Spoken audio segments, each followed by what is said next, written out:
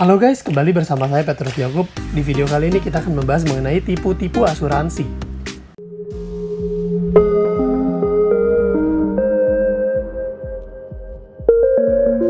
Seperti biasa teman-teman, kali ini akan saya ceritakan pengalaman pribadi saya, yaitu saya dihubungin sama nasabah Allianz dan ternyata ini bukan nasabah saya. Ya lucu juga sih, bukan nasabah saya tapi konsultasinya sama saya dan dia curhat. Dia minta bantuan. Ya sebenarnya sih no problem ya teman-teman ya. Karena ya saya tahu banyak sekali agen-agen yang nakal, agen-agen yang hit and run. Begitu udah closing, udah jalan berapa lama, hilang dia. Atau mungkin nggak hilang tapi nggak mau membantu. Nah ini benar-benar banyak ya agen-agen nakal. Oke, nggak apa-apa, to the point. Kita masuk ke pembahasannya. Seorang ibu ini namanya Ibu E aja ya kita sebut ya, Ibu E, karena memang inisialnya. Dia ceritanya dia pertama dia cerita dulu ke saya. Jadi ceritanya adalah dia beli polis untuk iparnya. Jadi dia bayarin nih.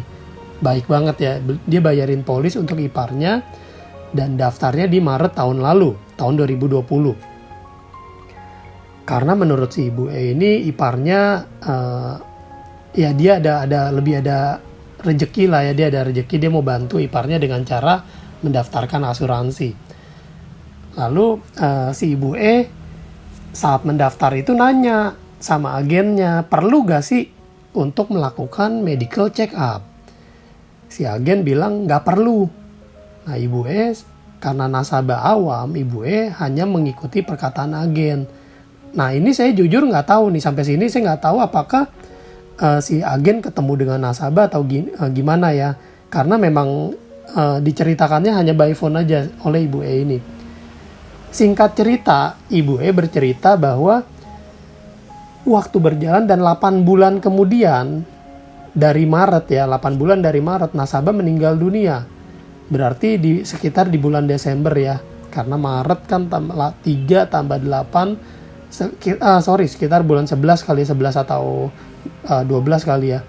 Karena dia si Ibu E ini jujur nggak kasih tahu detail tanggal meninggalnya, bulan meninggalnya, hanya bilang 8 bulan kemudian meninggal.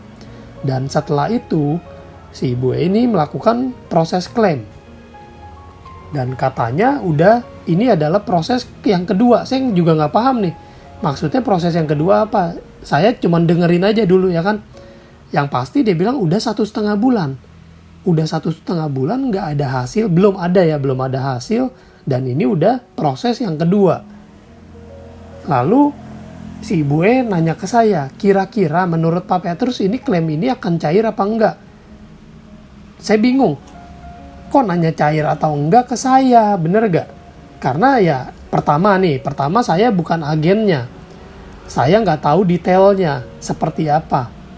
Lalu saya tanya pada saat mengajukan polis asuransi itu gimana kondisinya? Kondisi si iparnya, apakah sehat-sehat aja atau ada riwayat penyakit? Itu yang pertama saya tanyakan. Nah si Ibu E bilang bahwa pada saat pengajuan si Ibu E bilang ya sehat-sehat aja kan. Ternyata di 2014 si nasabah ini pernah melakukan pengobatan diabetes. Sehingga ya ini jadi pertanyaan mungkin ya. Saya nggak tahu jujur ya. Yang informasi yang diberikan sama Ibu E ini pun nggak jelas. Nah tapi saya akan bahas ya teman-teman ya. Di asuransi ini ada 3 pihak yang berperan, yaitu nasabah, agen, nasabah, agen, dan perusahaan asuransi. Dan untuk diketahui bahwa prinsip dasar asuransi itu adalah utmost good faith, alias itikat baik teman-teman, supaya klaim itu lancar. Jadi harus ada itikat baik dari semua pihak ya teman-teman ya. Nasabah, agen, perusahaan, semuanya harus punya itikat baik supaya semuanya berjalan dengan lancar. Nah, khususnya untuk si nasabah tertanggung. Nasabah itu harus jujur. harus jujur menyampaikan segala data, segala fakta, informasi tentang kesehatannya dia. Resiko segala macam itu harus disampaikan kepada pihak underwriter, kepada pihak allianz, asuransi. Nah, tapi sayangnya si nasabah nggak melampirkan. Makanya saya bilang ini ada 3 pihak dan masing-masing pihak harus introspeksi diri mana yang salah, siapa yang salah. Pertama, si nasabah merasa percaya dengan agen. Dan saya nggak tahu apakah si nasabah benar-benar nggak tahu bahwa sebelumnya nggak ada sakit atau bagaimana, tapi intinya si nasabah nggak melaporkan. Nah, pada saat si nasabah bertanya apakah perlu medical check up, si agen ini seakan-akan menggampangkan karena mungkin udah kepincut, kepengen banget closing, kepengen banget si nasabah buru-buru jadi kliennya dia, si calon nasabah jadi kliennya dia. Nah, ini yang salah teman-teman, agen yang kurang tepat kalau saya bilang. Harusnya si agen menjelaskan bahwa medical itu perlu diminta kalau udah menjawab pertanyaan kesehatan dengan jujur. Nah, ini kata kuncinya adalah menjawab pertanyaan kesehatan dengan jujur. Jadi setidaknya si agen harus memberikan informasi ini dulu dan mengatakan bahwa jika tidak jujur berakibat klaim tidak dibayarkan. Jadi ini adalah tugas pertama si agen, tapi si agen tidak memberikan informasi yang benar, jelas. Nah, ini dia. Dan kesalahan berikutnya adalah si nasabahnya pun tidak memberikan informasi. Ya, ini mungkin efek domino dari agen yang menggampangkan bahwa tidak perlu medical check up dan tidak perlu menjawab pertanyaan kesehatan. Si agennya yang isiin, dijawab sehat semua, padahal si agen nggak tahu bahwa si nasabah ini di 2014 pernah melakukan pengobatan diabetes dan nasabah pun tidak memberikan informasi. Jadi ini kesalahan dari si nasabah juga. Jadi agen salah, nasabah juga salah. Ya, saya nggak tahu apakah si nasabah benar-benar seawam itu. Tapi yang pasti segala pihak, berbagai pihak kita harus melihat dari sisi masing-masing ya. Bukan hanya menyalahkan si agennya saja. Jadi dari sisi nasabah ini juga harus dilihat bahwa tidak jujur. Nah, si nasabah, si Ibu E ini, dia bilang asuransi itu tipu-tipu. Dia bilang klaim ini nggak dibayarkan, ini adalah tipu-tipu asuransi. Saya merasa terjebak lah, apa segala macam kata-kata negatif dia lontarkan. Nah, teman-teman, saya di sini mau memposisikan sebagai posisi yang netral dan mari kita coba membayangkan bahwa kita adalah di posisi sebagai perusahaan asuransi. Kalau teman-teman sebagai perusahaan asuransi dan teman-teman menerima nasabah yang tidak jujur, apa yang teman-teman akan lakukan? Nah, teman-teman di sini sebenarnya jelas banget bahwa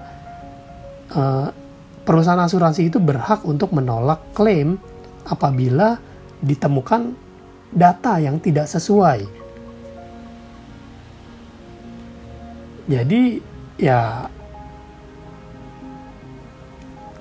seperti yang saya bilang, ada ketidakjujuran saat memberikan informasi, saat mendaftar, dan itu juga ada sangkut pautnya dengan si agen yang kesannya menggampangkan.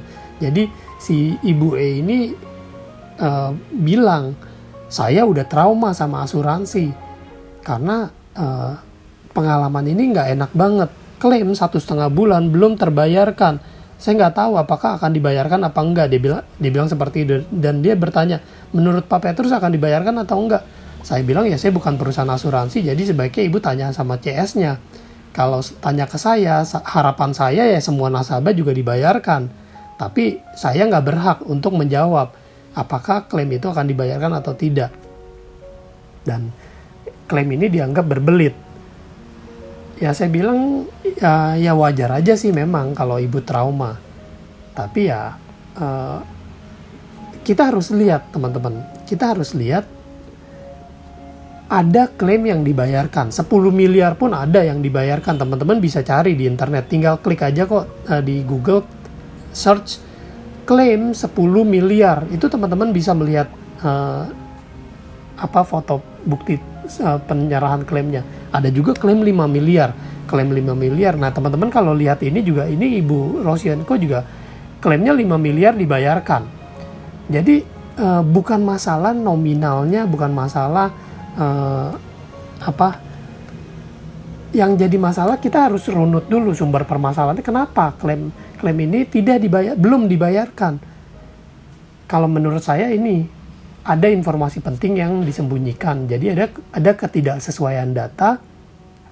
Dan kalau si perusahaan asuransi itu menemukan bahwa ada kesengajaan menyembunyikan informasi pada saat di awal pembelian polis, maka ya dengan sangat minta maaf gitu ya, itu perusahaan berhak untuk menolak klaim asuransinya. Jadi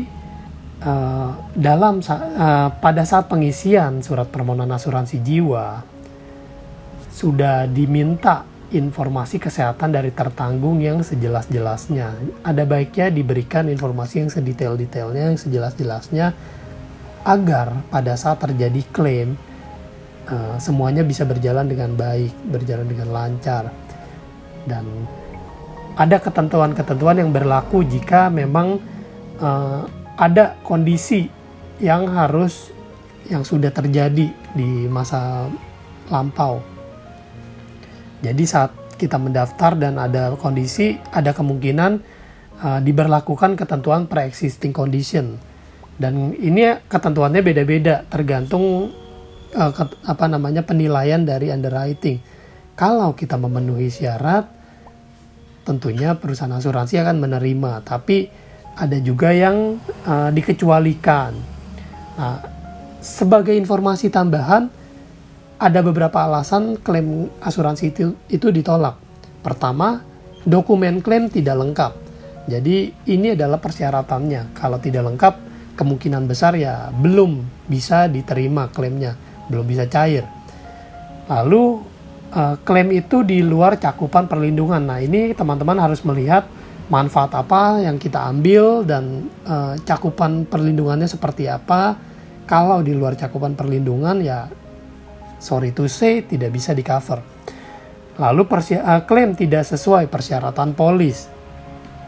Misalnya sakitnya apa, kita klaimnya apa. Misalnya kita punyanya asuransi jiwa, ternyata kita sakit dan rawat inap, lalu kita klaim, ya nggak bisa karena kita nggak punya manfaat rawat inap. Nah ini tidak sesuai persyaratan polis. Lalu klaim ini berkaitan dengan modus kejahatan. Nah teman-teman, supaya kita terhindar dari penolakan klaim, jadi pastikan kita menghindari hal-hal tersebut. Jadi teman-teman pastikan bertemu dengan agen yang tepat. Jangan sampai teman-teman merasa tertipu sama asuransi, padahal yang tertipunya bukan sama perusahaan asuransi, tapi tertipu sama agen-agen yang nakal atau mungkin informasi yang kurang jelas. Demikian informasi yang bisa saya sampaikan. Kalau teman-teman menurut teman-teman ini berguna, boleh banget teman-teman bagikan ke teman-teman yang lain dan dukung channel ini dengan cara subscribe, karena subscribe itu gratis. Mohon like-nya, komennya, dan share-nya. Saya Petrus Jakub. Stay smart.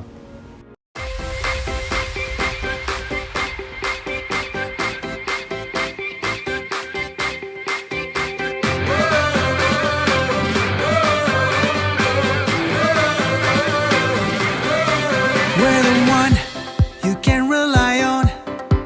We are trusted for your life and precious ones. We are number one. We are one Allianz. We assure your love and your life. We secure your future for your happiness.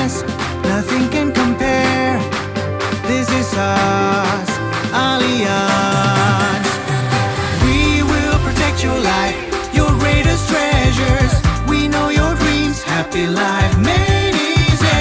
We help achieve your goals, your destinations, your peace of mind. Trust and care made easy. We're the one you can rely on. We are trusted for your life and precious ones. We are number